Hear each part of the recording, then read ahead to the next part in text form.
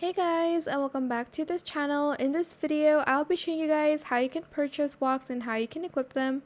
I have almost everything except for one, which is the Diva walk, and this will be my last purchase of this update. Thankfully, I don't have money left after I completed this purchase, but select this icon, and then if you're on the poses section, go to the walks section.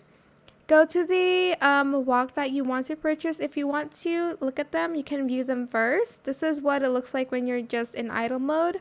And this is what it looks like when you're actually walking. So I'm just going to select purchase on this Diva walk. Select confirm.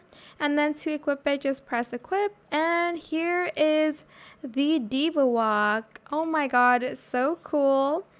That is it for this video, y'all. I hope it was helpful for you guys. Don't forget to like, comment, share, and also subscribe to this channel if you haven't done that already. If you have any more questions about this video, just leave it in the comment section down below.